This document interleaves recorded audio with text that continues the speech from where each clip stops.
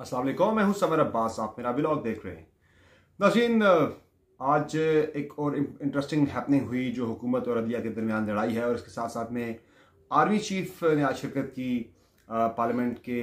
इंतहाई अहम in camera इजलास में। बड़ी अहम बातें हुई वहाँ पे। क्या इंटरेस्टिंग उन्होंने बात की, उस पर आज की इस वीडियो में आपसे बात शेयर करेंगे, आप डिटेल्स शेयर करेंगे। और नाज़रीन, जो सुप्रीम कोर्ट ऑफ पाकिस्तान की तरफ से आज एक शॉर्ट ऑर्डर 9 सफ़ात पर मुश्तमिल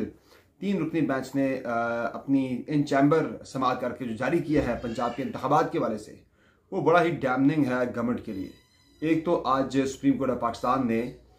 इन चैम्बर समाअत में स्टेट बैंक ऑफ पाकिस्तान के डिप्टी गवर्नर को बुलाया था। गवर्नर, डिप्टी गवर्नर और वजारत ख़जाना के हुकाम को तलब किया था। तो उसमें एक तो उन्होंने सुप्रीम कोर्ट ऑफ पाकिस्तान ने स्टेट बैंक ऑफ पाकिस्तान को पाबंद किया है कि वो फंडिंग अरेंज करे, खुद स्टेट बैंक ऑफ पाकिस्तान वो प्रोवाइड करे पंजाब के इंतखाबात के लिए 21 अरब रुपये स्टेट बैंक अरेंज करके दे। तो स्टेट बैंक की जो स्टेटमेंट है, ओवरऑल जो हमारे पास इस वक्त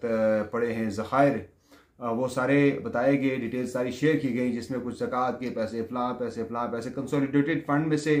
कंसोलिडेटेड फंड जो है उसमें से कहा गया कि ये पैसे आपने जारी करने 21 अरब रुपये, और ये पैसे बाद में कंसोलिडेटेड फंड जो होता है उसके लिए चूंकि आपको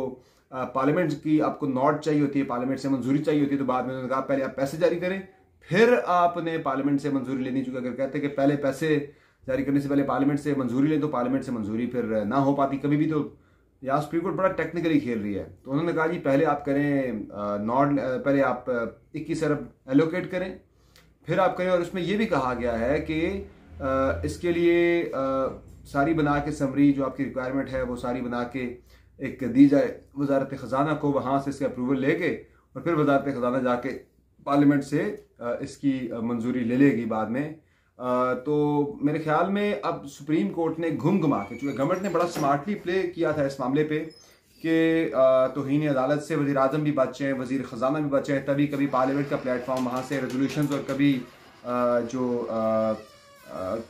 कैबिनेट है, कैबिनेट के अंदर से कभी इस पर हुआ करती थी मंजूरियाँ कि कैबिनेट का डिसीजन है जी, तो इस पर तो चूँकि अब कैबिनेट एक आइनी फोरम है, वहाँ अप्लाई नहीं होती, कंटेम्प्ट ऑफ कोर्ट लग नहीं सकती किसी के ऊपर। तो सुप्रीम कोर्ट ने टेक्निकली गेम घुमा के फिर दोबारा से वज़ीर ख़जाना इसहाक डार साहब के ऊपर और शहबाज शरीफ साहब के ऊपर ले आई है। तो अब इसहाक डार और शहबाज शरीफ साहब के सर के ऊपर फिर से ये तलवार लटकना शुरू हो गई है। चूँकि अगर वो पैसे नहीं देते, स्टेट बैंक ने तो बता दिया, उन्होंने पूरा प्रोसीजर भी बता दिया कि ये पैसे हैं, हम आपको जारी कर सकते हैं, बॉन्ड्स भी फ्लोट करके पैसे अरेंज करके दिए जा सकते हैं। और उन्होंने ये भी कह दिया कि हम आपको अगले चंद दिनों में, यानी कि नेक्स्ट एक हफ्ते के अंदर हम आपको ये पैसे अरेंज करके दे सकते हैं, ये भी बता दिया स्टेट बैंक के हुकाम ने। तो अब तो मेरे ख्याल से स्टेट बैंक की तरफ से बता भी दिया गया, उन्होंने कहा पैसे भी हम दे सकते हैं और फलां तरीके से आपको पैसे हम दे सकते हैं अरेंज करके 21 अरब रुपये। तो अब कोई जवाब नहीं बचता ये कहने का कि भाई पैसे हैं नहीं, तो उन्होंने तरीकाकार बता दिया कि हम इस तरह से पैसे आपको दे सकते हैं। तो अब शहबाज साहब के और जो वज़ीर ख़जाना है उनके सर पर यह तलवार लटक रही है अगर ये पैसों का मामला इसमें कोई तातुल डाला जाता है। बाकी गवर्नमेंट की तरफ से भी टिट फॉर टैट जो है एज इट इज़ उसी जो है मैग्नीट्यूड के साथ जवाब दिया जा रहा है। आज चीफ जस्टिस में जो 8 रुकनी हम ख्याल बेंच जिसे करार दिया जाता है, जिसे कहा जाता है, उसके खिलाफ एक पिटिशन मूव कर दी गई है, सुप्रीम जुडिशल काउंसिल के अंदर दरखास्त दायर कर दी गई है और उन पर मिसकंडक्ट का इल्ज़ाम लगाया गया है। तो ये एक प्राइवेट वकील ही है जिन्होंने की है, लेकिन इन जो वकील साहब ने की है, इनकी शोहरत जो है ये माजी में कई ऐसे कंट्रोवर्शियल केसेस के साथ लिंक्ड रहे हैं जहाँ कहीं ना कहीं फ़ायदा उस केस का मुस्लिम लीग नून को या इस्टेब्लिशमेंट को होता रहा है। तो उनकी तरफ से पिटीशन आ गई है जनाब चीफ जस्टिस और 7 दीगर जजेस के खिलाफ, जिन्हें हम ख्याल बेंच करार दिया जाता है, समझा जाता है। तो ये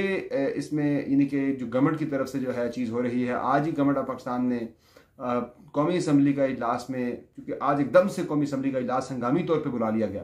तो कौमी असम्बली के इजलास से गवर्नमेंट ऑफ पाकिस्तान ने आज एक मज़म्मती करारदाद भी पास किया है सुप्रीम कोर्ट ऑफ पाकिस्तान की तरफ से। जो प्रैक्टिस एंड प्रोसीजर बिल, यानी कि जो सुप्रीम कोर्ट इस्लाहात का जो बिल है उसके पैसेज को रोकने, उसको होल्ड करने पे, उस पर अमल दरामद को रोके जाने के ऊपर जो सुप्रीम कोर्ट का फैसला आया है उसके खिलाफ मज़म्मती करारदाद आज पास की है कौमी असम्बली ने। और उसमें बिल के अंदर कुछ तरामीम भी आज की गई हैं, हेस्ट में, बड़ी जल्दी में, भाग दौड़ में। और वो तरामीम ये की गई है कि एक तो इसमें जो अपील सुनने वाला बेंच होगा वो सज़ा देने वाले बेंच से बड़ा होगा। और नंबर 2, इसमें उन्होंने ये शर्त रखी है कि पहले ये था बिल के अंदर कि 30 दिन के अंदर कोई भी जिस शख्स को 184(3) या खुद नोटिस के तहत जिसको सज़ा हुई है पहले, वो 30 दिन के अंदर उस सज़ा के ऊपर अपील कर सकता है। तो अब उन्होंने वो 30 दिन से टाइम फ्रेम बढ़ा के उसको 60 दिन कर दिया है। यानी अब मैं टेक्निकली यहाँ पे आपको अगर एक्सप्लेन करूँ तो नून लीग जो है वो 60 दिन का इसलिए किया गया कि 2 महीने। अब आज हम बैठे हैं अप्रैल के अंदर, ईद के बाद अगर आप इस पे केस दोबारा टेकअप होता है तो हम तकरीबन मई में दाखिल हो चुके होंगे। मई के बाद अगर आप 2 महीने काउंट करें तो जून जुलाई आ जाता है, जुलाई के बाद अगस्त और सितंबर, 2 महीने मजीद, तो 4 महीने रह जाएंगे। 4 महीने में से 2 महीने किसी भी तरह से गवर्नमेंट ने स्ट्रेच करके सितंबर तक लेके जाना ताकि जस्टिस काजी फाइज ईसा साहब बन जाए chief justice of Pakistan, Bandial साहब की छुट्टी हो जाए, सुप्रीम कोर्ट से उनका टेन्योर पूरा हो जाए, उसके बाद मियां नवाज शरीफ साहब, यानी बंदियाल साहब के जाने के बाद मियां नवाज शरीफ साहब अपनी सजा के खिलाफ सुप्रीम कोर्ट ऑफ पाकिस्तान में अपील दायर कर सके। तो इसलिए वो आज ये टाइम 60 दिन किया गया कि अभी तो ये मामला चल रहा है सुप्रीम कोर्ट के 8 रुकनी बेंच के अंदर। तो करते कराते गवर्नमेंट यहाँ पे कोशिश करेगी ड्रैग किया जाए, ड्रैग करते करते सितंबर तक ले जाए ताकि मियां नवाज शरीफ साहब अपनी पटिशन दायर कर सके। वो मुमकिन है कि 60वां दिन जो है, 60वें दिन जाके या 59वें दिन 59वें या 60वें दिन जाके मियां नवाज शरीफ शायद अपनी जो अपील है वो दायर कर रहे हो सुप्रीम कोर्ट ऑफ पाकिस्तान में। इसमें कोई भी मुझे बईद नज़र नहीं आ रहा, चूंकि करेंगे बिल्कुल एंड टाइम पे जाके, चूंकि ये स्ट्रेच करके एक एक दिन इनके लिए बड़ा कीमती है, तो ये स्ट्रेच करके आखिरी दिन तक लेके जाएंगे ताकि बंदियाल साहब की छुट्टी होने का, बंदियाल साहब का टेन्योर पूरा होने का इंतजार किया जाएगा मियां नवाज शरीफ की तरफ से। इसके अलावा जो आज पार्लियामेंट की कार्रवाई थी, आज चूंकि कौमी असम्बली में आज कौमी सलामती कमेटी, जो कि पार्लिमानी कौमी सलामती कमेटी से कहा जाता है, उसका इन कैमरा सेशन था जहां DGISI ने और आर्मी चीफ ने तफसीली गुफ्तगू की, ब्रीफिंग दी, जो एक ऑपरेशन पूरे मुल्क के अंदर स्टार्ट किया जा रहा है। वहाँ army chief general Asim Munir ने कुछ बड़ी अहम बातें की। एक तो उन्होंने कहा कि नया या पुराना पाकिस्तान जो है वो नहीं, हमें हम सब का पाकिस्तान, हमारा पाकिस्तान जो है, इस नज़रिए के ऊपर हमने चलना है। और 2-3 बातें उन्होंने मैसेजिंग एक बड़ी इंपॉर्टेंट की है। उन्होंने मैसेजिंग इस तरह से की है कि उन्होंने कहा है कि हमने जो फैसलों का इख्तियार है वो पूरे मुल्क के नुमाइंदा ऐवान को देना है, वो मुल्क की तकदीर का फैसला करे, या मुंतखब नुमाइंदे और जो मुंतखब ऐवान है यानी जो पार्लियामेंट है वो अवाम की मुकद्दर का फैसला करे। यानी जो इस वक्त हम एक मसले के अंदर फंसे हुए हैं, एक क्वगमायर है, दलदल है जिससे हम निकल नहीं पा रहे बाहर के, किस तरह से हमने इस आइनी बहरान से, कानूनी बहरान से बाहर निकले इंतखाबात की वजह से। तो मुझे ये लग रहा है कि आज आर्मी चीफ ने ना अपना वेट जो है वो पार्लियामेंट के पीछे, यानी पार्लियामेंट के पीछे ज़ाहिर है पोजीशन किसने मोर्चा संभाला हुआ है, वो PDM की गवर्नमेंट ने संभाला हुआ है, तो उन्होंने ना आज अपना वजन उनके पीछे फेंक दिया है। दूसरी तरफ आप देखें तो सुप्रीम कोर्ट ऑफ पाकिस्तान का झुकाव आपको बड़ा क्लियरली इमरान खान की साइड पर नजर आता है। तो अब आप देखें कि वो जो मैं आपको आज से कितना अर्सा पहले मैंने कहा था कि टीम अप होके, यानी कि टीम अप जो है हो रहे दोनों साइड से जो स्टेक होल्डर्स हैं, फरीकैन हैं, वो टीम अप होके एक दूसरे के खिलाफ एक लड़ाई और महाजराई की और कशीदगी की कैफियत में जा रहे हैं। जिस तरह मैंने आपको बताई थी कंपोजिशन टीम अप कैसे हो रहे हैं कि Imran Khan versus the establishment, असल जो लड़ाई है वो है Imran Khan versus the establishment. Imran Khan की साइड पे सुप्रीम कोर्ट ऑफ पाकिस्तान आपको नजर आ रही है। अब उधर से आप इक्वेशन को अगर बैलेंस होता हुआ देखें तो इस्टेब्लिशमेंट की साइड पे एंटी इमरान खान जितनी भी पॉलिटिकल फोर्सेस हैं वो इमरान खान की साइड पे खड़ी हो गई, चाहे वो रिलीजियस फोर्सेस हैं, चाहे वो पॉलिटिकल फोर्सेस हैं, वो इस्टेब्लिशमेंट की साइड पे खड़ी हो गई। तो ये इक्वेशन बैलेंस हो रही है, लेकिन इक्वेशन का बैलेंस जो है वो सितंबर तक रहेगा कि जब तक जस्टिस उमर अता बंदियाल साहब चीफ जस्टिस हैं। उसके बाद इस बात का बहुत ज़्यादा अंदेशा और खदशे का इजहार किया जा रहा है पाकिस्तान तहरीक इंसाफ की तरफ से भी,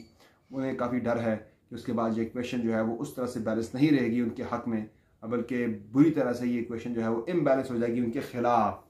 तो ये सारी सूरत हाल जनाब बन रही है। तो इसमें देखते हैं कि मामला अब किस तरह आगे बढ़ता है। उम्मीद तो यही है कि हालात बेहतरी की तरफ जाएं, हालात खैर की तरफ जाएं। बाकी IMF का शॉर्टली मैं बता दूं कि IMF की जो डायरेक्टर हैं उनकी तरफ से बयान आ गया था, सॉरी उनकी एग्जीक्यूटिव डायरेक्टर की तरफ से जो उनकी बोर्ड में, कि पाकिस्तान ने तमाम शराइत, तकरीबन जो पेशी शराइत हैं, $3 बिलियन की जो फाइनेंसिंग शॉर्ट हो रही थी हमारी, उसके लिए वो कह रहे तमाम शराइत पाकिस्तान ने पूरी करनी है। तो अब मायदा जो है वो आगे बढ़ेगा पाकिस्तान के साथ, यानी कि स्टाफ लेवल एग्रीमेंट जो है वो अगले चंद रोज़ के अंदर हो जाएगा। यही वजह है कि इस एग्रीमेंट के होने की सिर्फ खबर के ऊपर जो है आप देखें कि डॉलर पिछले 4 महीनों में 4 रुपये सस्ता हुआ रुपये के मुकाबले में, यानी रुपये की कदर 4 रुपये बढ़ी है, और इन्वेस्टर्स का जो है कॉन्फिडेंस मार्केट के अंदर थोड़ा सा ज़रा बेहतर हुआ है, इम्प्रूव हुआ है। तो अल्लाह करे इससे एक आम आदमी की जो मैशत है, मुल्की मैशत को, तो शायद इसका बहुत आर्जी सा फ़ायदा हो, लेकिन असल फ़ायदा तब होगा जब एक आम आदमी की मैशत भी बेहतर होगी, यानी महंगाई में खातिर हक कमी वाक़ई होगी। आज की वीडियो में इतना इजाज़त दीजिए। खुदा हाफ़िज़।